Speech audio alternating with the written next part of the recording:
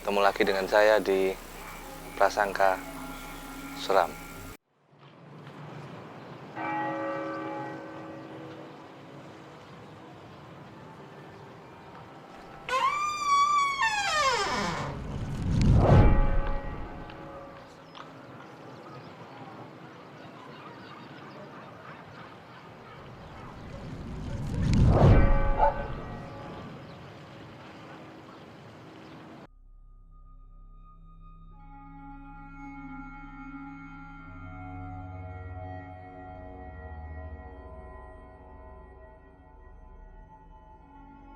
Pada episode kali ini masih bersama narasumber yang episode sebelumnya, yaitu Mbak Ula. Masih sehat Mbak ya? Alhamdulillah sehat Mas. Kali ini akan memberikan cerita lagi yang mungkin lebih seru dari sebelumnya. Oh ya teman-teman, terima kasih sudah mengunjungi channel ini, sudah mensupport channel ini.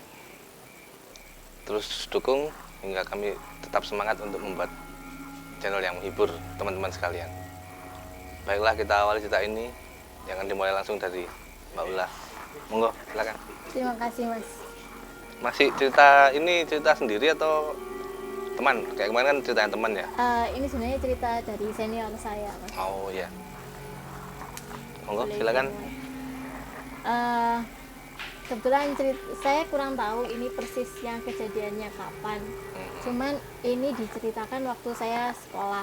Jadi saya sekolahnya banyak ya, kelamaan sekolah. Jadi tahun 2009 saya memang koas.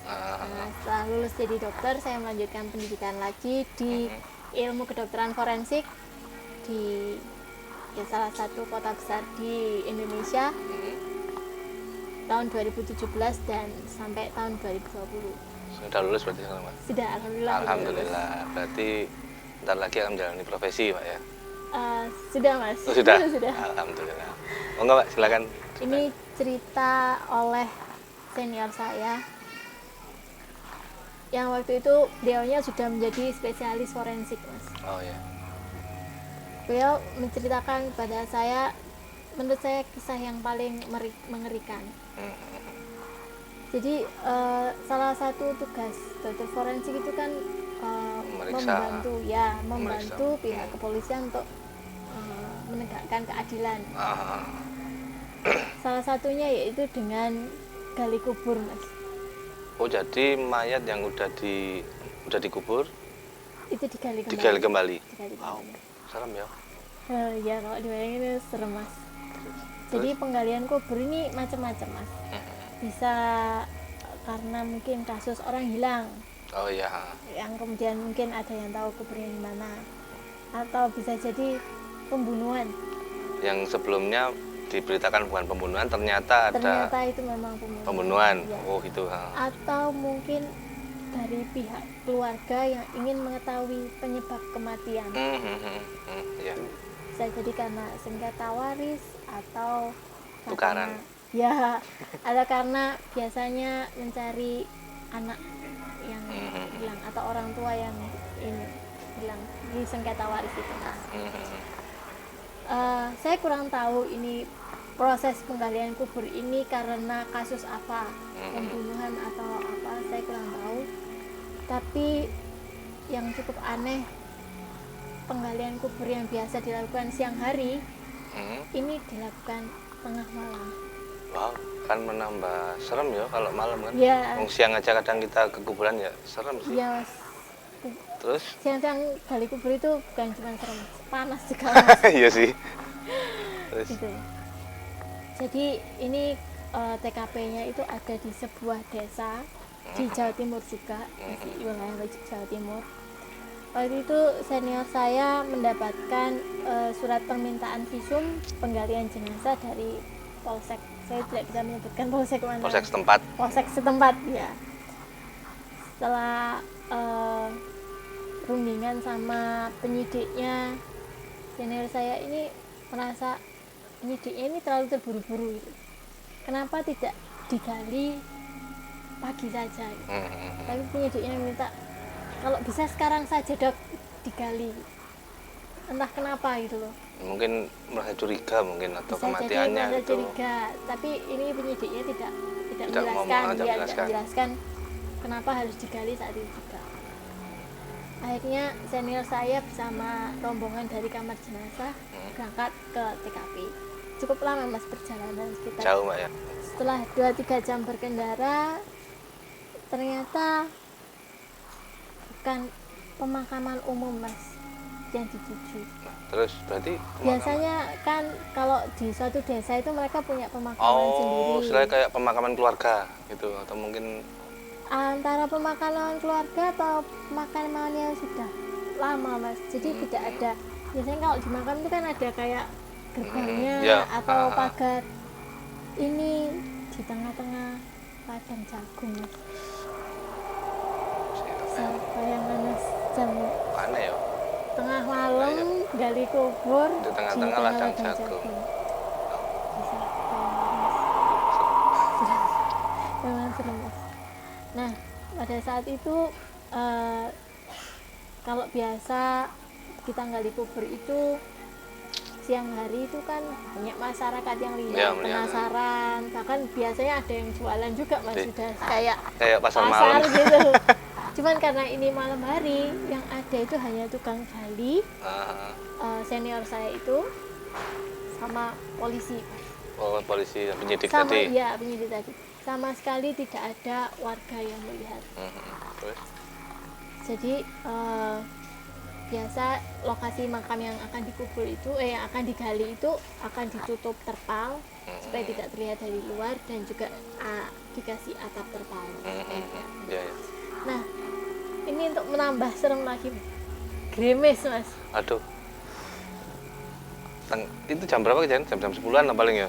Lebih mas, karena berangkatnya itu malam mas. Jadi kita, senior saya diperintahkan itu surat permintaan visum itu masuk jam 6. Pasti ya, kan proses, harus ada persiapan dulu, kronologi kejadian, kasusnya apa, menyiapkan alat, menyiapkan SDM juga. Berangkat jam 8, jam 9, nyampe sana ya tengah malam mas. Tengah malam lah ya? Jam, iya. Gerimis. Di benar-benar gelap sama sekali, tidak ada cahaya. Tidak ada cahaya satupun.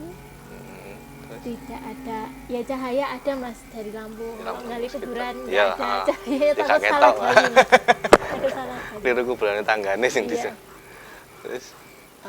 Nah waktu itu senior saya sudah datang, disambut sama kapolseknya yang ini.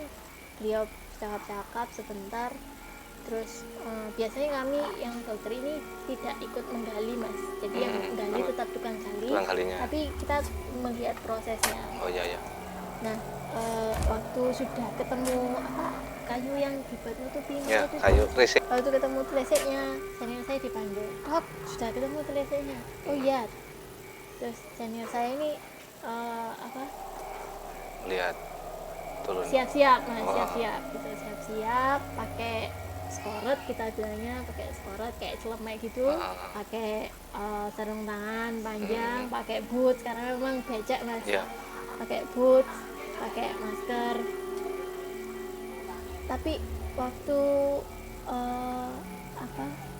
senior saya itu memakai skoret dan lain sebagainya itu kayak nggak sengaja itu ngajak nginjak sesuatu gitu mas, tapi nginjak apa itu nggak tahu. Jadi kayak pas ganti itu apa gitu, ternyata di situ ada mbah-mbah gitu.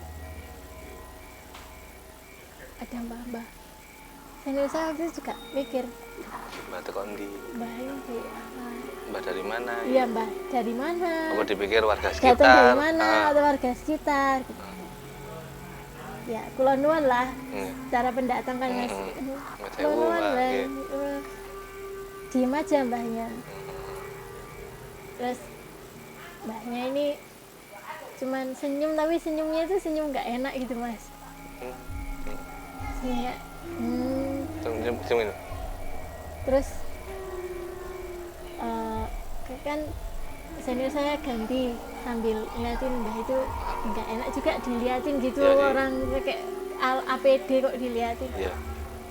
tiba-tiba yang di dalam kubur itu kok di dalam kubur, di dalam ruang ini apa lokasi penggalian tuh panggil lagi, dok, udah kelihatan leseknya. Senior saya bilang, oh iya ya mas, sebentar. Habis itu si mbah ini kan kula nuwun, monggo mbah gitu. Senior saya bilang, monggo mbah. Mbahnya bilang, sing hati-hati ya nduk. Senior saya ini nggak tahu apa maksudnya. Jadi pikir hati-hati keblowok, mungkin ya, pikirannya temennya sampean. Nggak tahu. Kemudian, oh enggak mbah gitu. Jalan masuk ke area gali kubur itu. Pas mau lagi sudah nggak ada mas si mbah ini. Hah? Kano? Cuman positif thinking aja, mungkin mbahnya mana gitu. Langsung mungkin pulang. Iya. Pulang. Nah, sudah proses penggalian kubur dimulai. Seperti biasa ya, telisik, diangkat, diukur, dihitung jumlahnya, kemudian tanah-tanah sekitar jenazah juga diambil. Jenazahnya diangkat dan kita mulai otopsi. Otopsi itu di tempat atau? Otopsi di tempat mas. Coba bayangkan kalau jenazahnya dibawa ke oh iya, sih kan jaraknya jauh ya, 2 jam ya perjalanan. Iya mas, resiko mas, apalagi ini. Jadi kita pasti otopsi di tempat. Di tempat.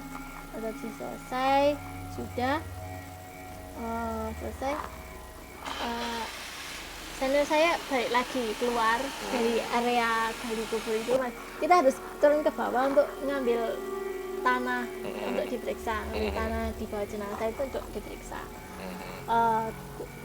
Balik lagi ke atas dan saya biasa kita bikin resume otopsi apa saja yang sudah kita temukan waktu otopsi, kemudian kesimpulan kita apa supaya penyidik ini ada petunjuk gitu harus ngapain setelah proses gali kubur dan otopsi ini tadi.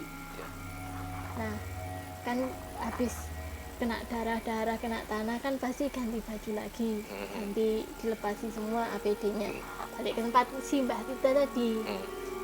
Nah pas balik ke tempat si mbah kita tadi kan sekilas awalnya tadi pas ambil APD kan kayak nginjek sesuatu, itu nggak ada sama sekali mas, jadi kayak bersih gitu loh. Bersih, nggak ada yang diinjek, nggak ada. Iya, terus kan harusnya kalau tanah becek ada orang di sana itu kan ada jejak kakinya. Jejak kaki. Itu nggak ada mas. Senior saya sudah yang waduh, kayaknya ini ketemu sesuatu yang nggak enak ini, tapi tetap positif thinking aja. Jadi kita sebagai dokter forensik itu ya karena kita bekerja dengan mayat mas, kita itu setiap bekerja pasti berdoa apapun yang kita kerjakan hari itu semoga membawa manfaat bagi kita dan almarhum. Ya. Semoga kita juga tidak diganggu karena yang penting kan itu apa? Ya. Itu gangguan yang tidak kasat mata itu. Kemudian selesai pulang ke balik lagi ke rumah sakitnya. Balik ke rumah sakit, senior saya pulang ke rumahnya karena mobilnya itu diparkir di rumah sakit. Di rumah sakit, senior saya pulang ke rumahnya. Biasa memang kalau kita pulang itu ritualnya dokter forensik itu harus mandi keramas, Mas.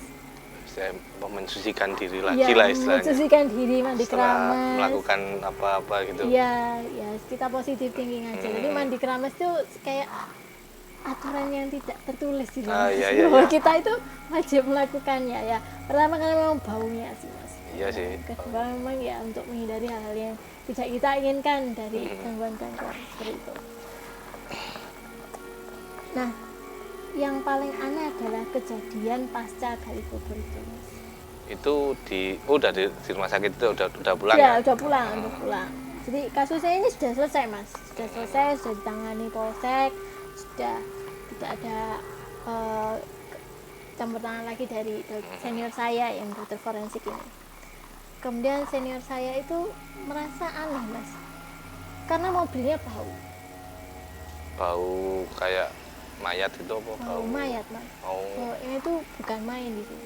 Bau nemen, bau banget. Iya, bau banget itu.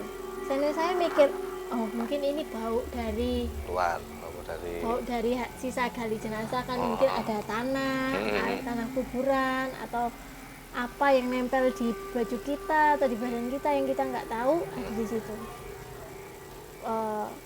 Senior saya ke tempat cuci mobil, Cucikan mobilnya. Dicuci mas sudah bersih, di dalamnya itu disemprot. Senior saya lihat sendiri, itu kan cuci mobilnya, bilang, Bu, baunya nggak bisa hilang. Aduh. Jadi orang lain bisa bau juga ya? Orang lain bisa bawa juga. Orang lain bisa bawa juga. Apa gitu. Terus dipakai lah sama senior saya. Beli itu mas gantungan pengharum ruangan, pengharum mobil. Pengharum mobil, iya. Terus beli semprotan juga. Semprot mas, semprot sendiri. Kok sih gak hilang. Sik mambu aja. 1 minggu mas. Aduh. Mobil itu bau seperti jenazah. Bingung akhirnya, dijual juga tidak mungkin laku karena bau. Dibuang juga sayang, mobil yang mesti dibuang. Iya sih. Akhirnya suatu hari senior saya ini dipanggil untuk menjadi saksi ahli di pengadilan. Itu saksi ahli atas kasus yang kemarin? Bukan, kasus lain. Oh, ada kasus lagi? Iya, ada kasus lagi. Di kasusnya tidak hanya satu, jadi dipanggil ke pengadilan. Senior saya berangkat dengan mobil yang bau itu. Bau tadi. Berangkat sampai di pengadilan, karena belum pandemi ya ini mas, kasusnya. Pengadilan itu ramai sekali. Nah pas senior saya datang lihat acara pengadilannya, kasusnya belum disidangkan. Kasusnya belum dimulai. Ya. Mau duduk di dalam itu, mas kalau tahu di dalam pengadilan itu kan bangkunya panjang-panjang gitu kan, itu sudah ramai full. Pengacara, terpidana juga di situ, terdakwa juga di situ. Akhirnya senior saya merasa, wah kalau misalnya kasusnya masih lama, mau cari tempat duduk di luar. Nyari tempat duduk ada, karena semua full tempat duduk. Ya keluarga terpidana, biasanya keluarga terdakwa, sama jaksa-jaksa penuntut umum yang lagi nunggu kasusnya memang. Akhirnya aku ini aja deh, istirahat di musola aja gitu, nunggu di musola gitu. Nanti kalau misalnya sudah dimulai, jaksanya dikabari sama jaksanya. Sudah, senior saya ini istirahat di musola, tapi enggak masuk di dalam. Di Jadi pinggiran di gitu, pinggiran kan gitu. Luar gitu ya, pinggirannya gitu, musola gitu ya. Musola di luar tuh. Di sana sambil main HP, buka-buka sosmed, sampai ada seorang laki-laki, bapak-bapak, umur ya sekitar 40 sampai 50 tahun umurnya, setengah baya lah, paruh baya gitu, nyapa senior saya, Assalamualaikum. Senior saya kan kaget nih. Itu gak kenal padahal? Gak kenal. Oh iya. Waalaikumsalam. Terus tanya, lagi nunggu siapa, Mbak? Oh, lagi Pak, nunggu. Oh, sidang ya. Oh, Mbaknya ada masalah apa?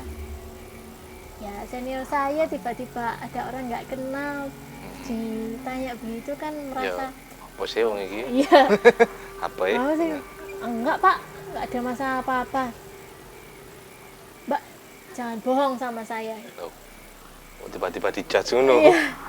Senior saya merasa, saya nggak bohong Pak, saya nggak ada masalah. Sudah Mbak, cerita saja sama saya tahu apa masalahnya sampean. Itu mas, bapak-bapak tadi. Senior saya itu sempet diem. Apa sih wong iki? Iya, merasa mengganggu, kan pikirnya mengganggu. Tapi ya. Kayak mungkin ada rasa tertentu yang kayaknya ini harus dijaga. Pak, mobil saya. Kenapa? Bau Pak. Ayo kita lihat itu. Bapaknya lihat mobil. Ayo lihat. Terus ya setengah percaya nggak percaya, namanya orang asing, tiba-tiba nyapa, nanya ada masalah apa enggak. Tapi pikir senior saya, oh kan siang di pengadilan banyak orang, mana paling mungkin aneh-aneh lah istilahnya. Ya. Pas nyampe di mobil, langsung bapak-bapak ini kaget, astagfirullahaladzim. Saya juga kaget, ya Allah mbak, sampean bawa apa? Ya, saya bilang, Gak bawa apa-apa. bawa apa-apa? Sampean bawa satu keluarga itu dalam mobil. Kaget. Dan dijelaskan mas, ini sudah ikut sampean dari 1 minggu.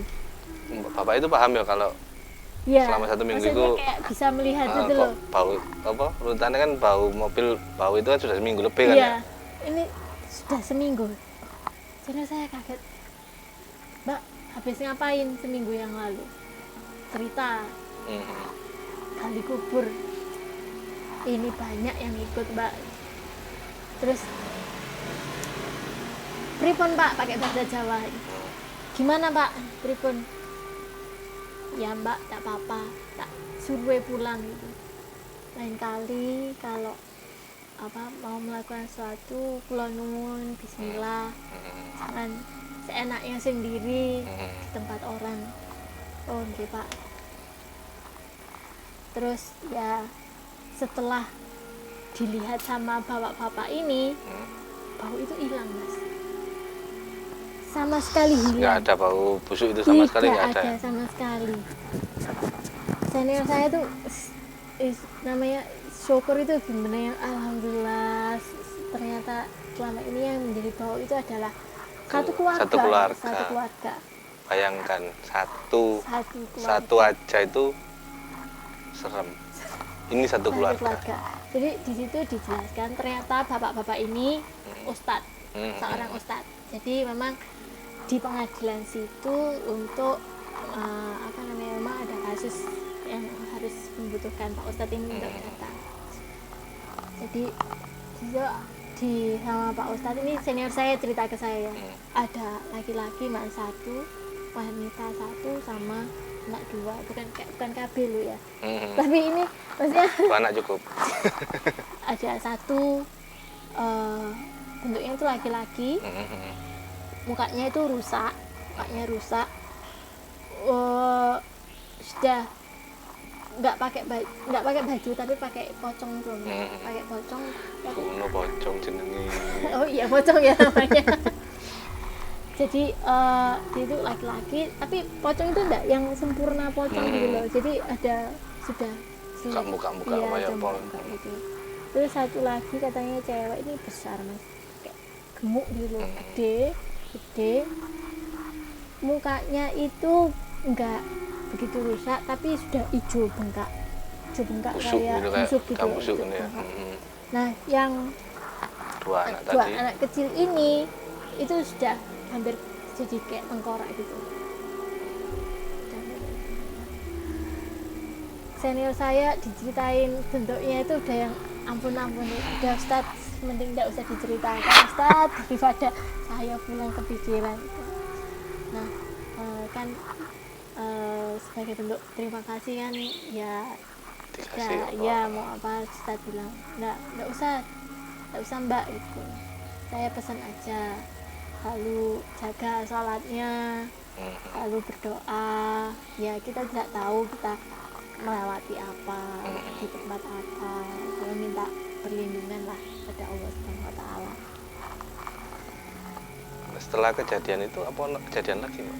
Dari kakak senior ini itu? Mas, masih terus berarti? Dari apa namanya, dari pengadilan itu kan pulang. Nah pulang itu dari pengadilan ke rumah itu lumayan agak jauh Mas, agak jauh dan itu sudah malam tapi nggak sampai yang tengah malam ya, bisa sisa di jalan, dan kondisi jalan itu sepi Mas.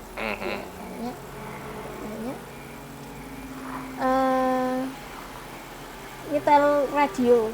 Saya ini berusaha nyetel radio tapi radio itu kemeresek apa sih? Gak pas gelombangnya, gak pas seperti itu. Padahal itu adalah channel yang selalu didengarkan. Jadi kalau misalnya apa channel ini sudah fix gitu loh. Cuman kok kemesek dan biasanya kan punya radio kalau misalnya ini bilang lagu dipesan oleh ini selamat menikmati itu cuman sepenggal aja kayak telepon rusak gitu mas. Yang paling jelas itu ketika punya radio bilang mati. Setelah itu nggak nyala sama sekali mas radionya. Senior saya kan ya wanita tangguh, nyetir sendirian malam pulang kondisi seperti itu. Akhirnya berusaha tetap nyari radio supaya nggak sepi gitu mas. Kan otomatis perhatiannya terbagi dua antara jalan dan radio. Jalan dan radio. Pas dia mendengar radio ada yang ngebel dari arah depan. Gitu sama ngedem gitu. Sama ngedem. Kan senior saya kaget. Sebelum gitu. Karena sudah melaju, jadi kan otomatis nggak mungkin gini kan kita juga lihat kaca yang di spion yang di depannya. Sebenarnya, Mas, saya tahu nggak kira-kira senior saya lihat apa? Mungkin mobil yang nggak ada? Enggak, mobilnya masih ada. Mungkin mobil tadi masih ada lewat. Satu keluarga yang tadi? Bukan, karena sudah diusir sama Pak Ustadz tadi. Datang lagi ternyata ada yang lain. Kira-kira siapa mas? Para pendengar bisa menebak nggak siapa nih kira-kira yang ada di belakang senior saya? Mungkin sebut cewek cowok? Cewek. Ya kalau cewek mungkin antara sundel bolong atau wewe gombel mungkin. Bukan. Yang dia lihat adalah simbah yang ada di kuburan tuh mas. Yang awal ngeduk waktu kuburan tuh ya? Iya, yang awal waktu pakai APD dia bilang sing hati-hati ya. Tahu nggak mas simbahnya bilang apa? Bilang apa? Suwun ya nduk, anakku wis dibalekno.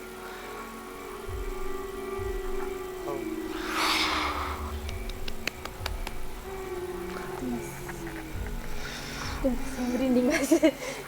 Setelah itu langsung hilang ya, setelah itu hilang ya mbak ya? Iya sudah tidak ada. Cuma bilang suwun ya nduk, anakku wis dibalekno. Ya anak sak putu-putunya itu mas. Iya. Setelah itu nggak ada lagi, nggak ada kejadian-kejadian apa setelah itu yang berhubungan dengan mbak apa? Yang berhubungan dengan penggalian kubur itu sudah tidak ada, memang itu yang terakhir. Cuman kisah lainnya masih banyak mas. Buat episode berikutnya? Ya, siap. Jadi teman-teman sekalian mendengar dari cerita tadi Mbak Ula tadi itu ada suatu pesan. Pesannya itu seperti di mana bumi dipijak itu langit dijunjung, seperti itulah pesannya.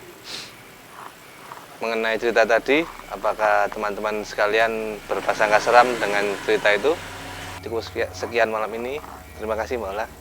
Sama-sama. Sampai ketemu lagi di berikutnya Mbak ya. Terima kasih.